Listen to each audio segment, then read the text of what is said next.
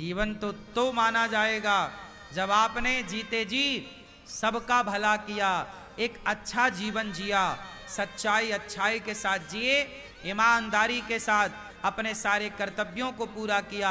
आप एक अच्छे पुत्र बन पाए, एक अच्छे पिता बन पाए, एक अच्छी पत्नी बन पाई, एक अच्छी माँ बन पाई, एक अच्छा इंसान बन पाए। और अच्छा इंसान जो बन गया वो यहाँ भी सुखी रहेगा, यहाँ से जाने पर वहाँ भी सुखी रहेगा। आजकल लोग डॉक्टर, इंजीनियर, एडवोकेट तो बन जाते हैं, पर एक अच्छा इंसान कभी नहीं बन पाते।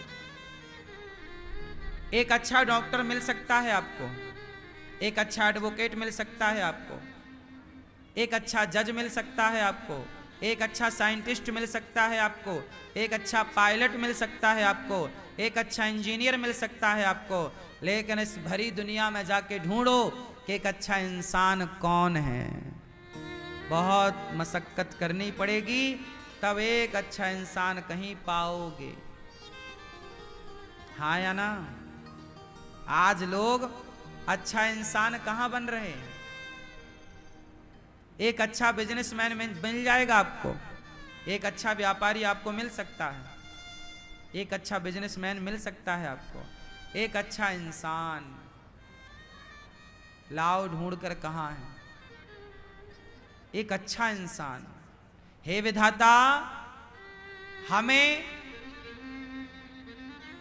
धनवान मत बनाना, बहुत बुद्धिमान मत बनाना, हमें तो एक ऐसा इंसान बना देना जो इंसान हर इंसान की मदद करे, हर इंसान का भला सोचे।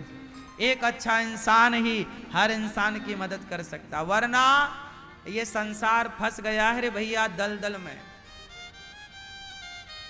ईश्वर ने इंसान बनाए थे, बोलो क्या बनाया? ईश्वर ने तुम्हें क्या बनाया था? हिंदू या मुसलमान, सिख या ईसाई, ब्राह्मण के छत्री, यादव के ठाकुर, वैश्य के शूद्र? बताओ ईश्वर ने तुम्हें क्या बनाया है? बोलो बोलो।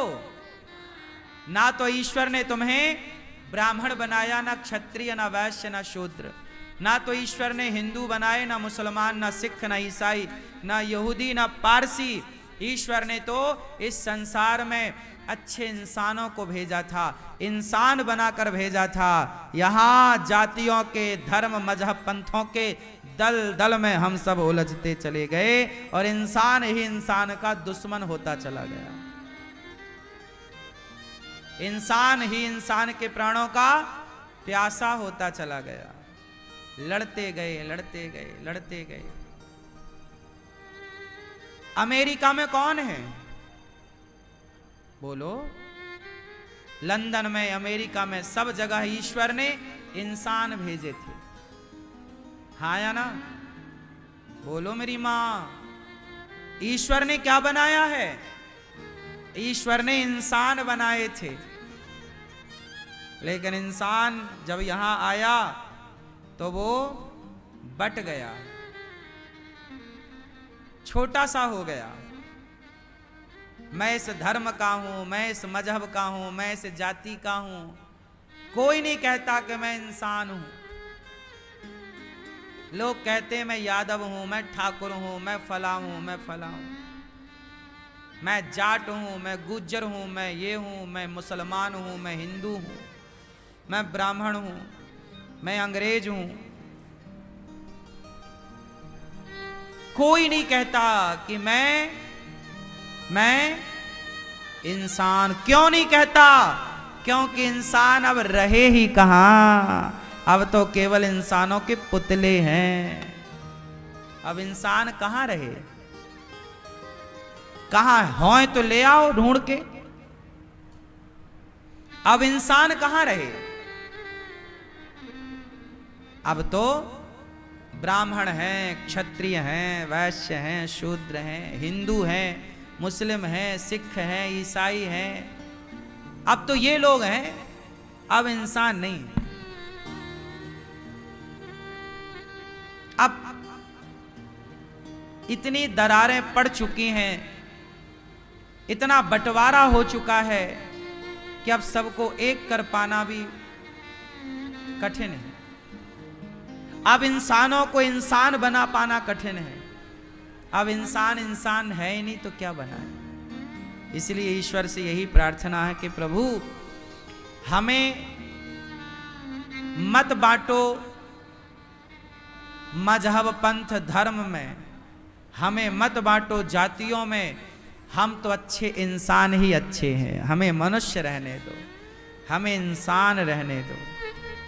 हमें ईश्वर ने जो बनाया है सबकी सेवा के लिए, सभी में बांट कर खाए उसे इंसान कहते हैं। पराया दर्द अपनाए उसे इंसान कहते हैं। यूं भरने को तो पक्षी भी अपना पेट भरते हैं, पर सभी में बांट कर खाए उसे इंसान कहते हैं।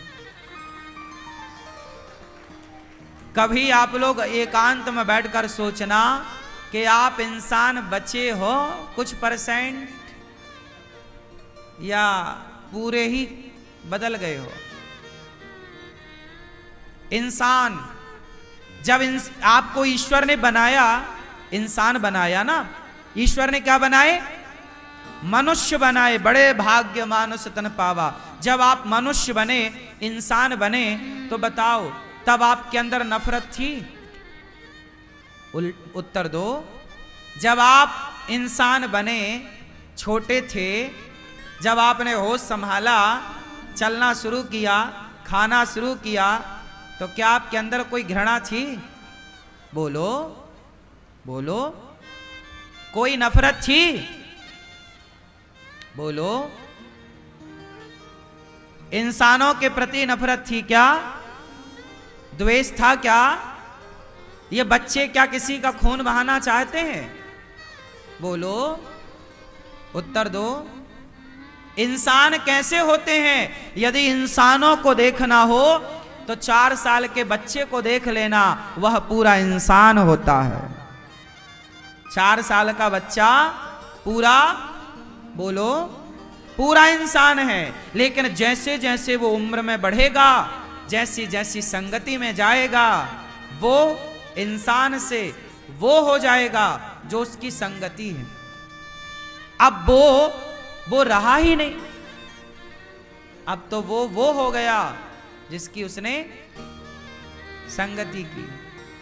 ईश्वर ने सबको इंसान बनाया था। क्या मुसलमान का 4 साल का बच्चा, क्या उसके अंदर कोई नफरत होती होगी? क्या उसके अंदर कोई घृणा होती होगी? पर वो घृणा नफरत के बीच में रहता रहता उसके हाथ में तलवार दे दी जाती है, बेटा ये बकरे की गर्दन काटनी है। वो बकरे की गर्दन पहली बार में काटते समय कांपा होगा, कांपा होगा, उसका हाथ कप रहा था, कैसे काटूं? हाथ पकड़ पकड़ करके लोगों ने कटवाया। तो वो एक अच्छा इंसान था। उसके बाद उसने जीवों की हत्या करनी शुरू कर दी। बकरे मारता गया, मारता गया। फिर क्या हुआ? फिर उसे मार काट आम लगने लग गया। फिर वो किसी इंसान को मारना शुरू करेगा, किसी इंसान की गर्दन काटेगा, क्योंकि अब तो उसको काटने का अभ्यास हो चुका है। ऐसे ही है। इस धरती पे आने के बाद कोई हिंदू और मुसलमान होता है। इस धरती पे आने के बाद कोई सिख, ईसाई, यहूदी होता है। ईश्वर ने तो सबको एक जैसा बना के भेजा था। ईश्वर के घर से चले थे तो इंसान चले थे। जैसे जब पानी बरसता है तो पानी जब बरसता है तो पानी बरसता है, वो एक सा होता है। पर वही पानी की बूंदें जब गंगा में गिरती हैं तो वो गंगा हो जाता है। यमुना में गिरती हैं, वही पानी यमुना हो जाता है। नाला में गिरता है, वही पानी गंदा हो जाता है। ईश्वर ने तो पानी बनाए थे, नाले और नदियां। यहाँ आके फिर वो बदला कि उसे नदी गंगा मिल गई तो वो जल गंगा हो गया, नाला मिला तो वो जल नाला हो गया। बस यदि हम जाति, मजहब, पंथ, धर्म, इन सब से अपने धर्म तो सबके अंदर होना चाहिए, सही है, सबके भीतर धर्म हो, लेकिन जो बंटवारा है, जातियों का बंटवारा है, पंथों का, मजहबों का, इस बंटवारे ने आज इंसानों को इंसानों से लड़ा दिया। आपस में लड़के कौन मर रहा है? इंसान मर रहे। इसलिए आप अपने बच्चों को एक बेहतर इंसान बनाइए। क्या बनाओ? इंसान। इंसान बन न पाया, भगवान ढूंढता है। इंसान बन न पाया, भगवान ढूंढता है। पहले इंसान बन जाओ तो भगवान को ढूंढने की जरूरत नहीं होगी। जो सच्चा इंसान होगा उसके मन मंदिर में सदा भगवान रहते हैं। हनुमान जी के भाई भीतर थे कि नहीं? यदि हनुमान जी के भीतर सीताराम थे और हैं, तो हमारे भीतर क्यों नहीं हो सकते? इसलिए क्या बनाओगे बच्चों को? जोर से, एक बेहतर इंसान जिसके अंदर कोई नफरत नहीं, कोई घृणा नहीं, कोई ईर्ष्या नहीं, जो सबका कल्याण चाहता हो। इसलिए हम भारतीय पूरी दुनिया में एक सनातन ऐसा है, हिंदू ऐसे हैं जो चाहते हैं कि विश्व का कल्याण हो। वसुधैव कुटुंबकम, हम पूरे विश्व को अपना परिवार मानते हैं। ये मानसिकता, ये भावना केवल सनातनियों के पास, हिंदुओं के पास। काश ये भावना सबके पास होती। आज तो कुछ हिंदू भी नफरत करते हैं। आज हिंदुओं को कोई गुलाम कैसे बनाता यदि हिंदू हिंदू से नफरत ना करता तो? यदि हमारे देश में जयचंद ना होते तो क्या भारत कभी गुलाम होता? विडंबना तो ये रही है कि आज हिंदुओं का सबसे बड़ा दुश्मन कौन? हिंदू ही है। वही आपका भला नहीं चाह रहा है, वही आपका पांव पकड़ पकड़ के खींच रहा है। राम को वनवास गैरों ने छोड़ी दिया था, अपनों ने। पांडवों की पत्नी का अपमान गैरों ने थोड़ी किया था, अपनों ने।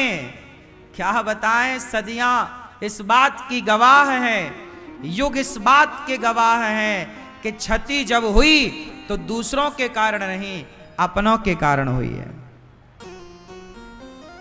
हाँ या ना? चाहे आप भारत का इतिहास उठा लो, हमारा देश गुलाम हुआ किसके कारण हुआ? क्या मजाल थी मुगलों की और अंग्रेजों की? क्या जाए, वो तो हमारे अपने कुछ गद्दारों ने गद्दारी कर दी, अपनों ने लूटा है हमें। गैरों में कहां दम था, मेरी कश्ती तो वहां डूबी जहां पानी कम था। धोखा दूसरे थोड़ी देते हैं, अपने देते हैं। विश्वासघात दूसरे थोड़ी करते हैं, अपने करते हैं। दूसरों से लड़ा जा सकता है, अपनों से लड़ा नहीं जा सकता। और वो राजा मारे गए जिनको अपनों ने धोखा दिया। हाँ या ना? पृथ्वीराज चौहान को धोखा किसने दिया था? जयचंद ने, जो कि सगे ससुर थे, संयोगता के पिता।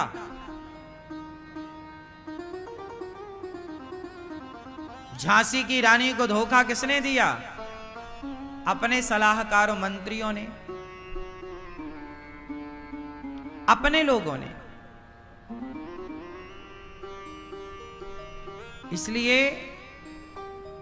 हम सबको ना संगठित होकर रहना चाहिए। ये सारी बातें मैं केवल इसलिए बता रहा हूं कि आप अभी भी यदि परिवार, इसलिए हमारे यहां संयुक्त परिवार की बात कही जाती है। कैसा परिवार हो? संयुक्त हो, भाई भाई।